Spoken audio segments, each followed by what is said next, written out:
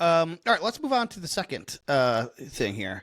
You say, do you have service level agreements? Now, I'm familiar with an SLA kind of in what Curtis might do, right? It's like the agreement, here's the scope of work, here's what we do, here's what's expected of each. What do you mean by asking if there's a service level agreement within corporations or companies?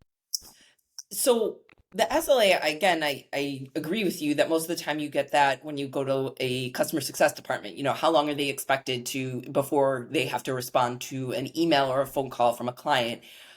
To me, sales is marketing's client and always has been. And what is my SLA to sales? And as a good client, what is their SLA to me? If I am putting leads over the wall to sales, to Curtis's point, there should never be a black hole, right? There should never be a opportunity that's lost because we all agree that 4 hours is how long or whatever that time period is, that 4 hours, say, is the time period in which a lead is picked up. And when that doesn't happen at 4 hours and 1 minute, I get a notification and that person's boss gets a notification. Why Hmm. hasn't that lead been worked?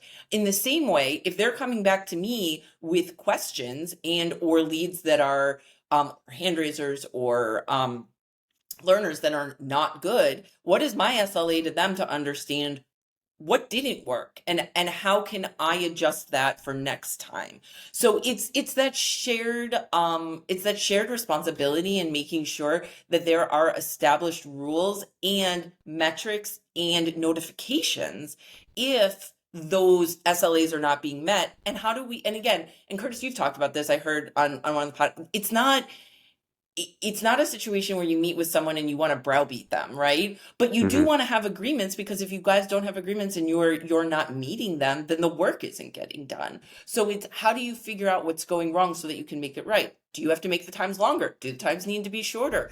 Or is sales just so damn frustrated with the leads that they're getting that they've just thrown their hands up and said, I'm just doing cold calling all the time? All of those pieces of information help you to become a better marketer.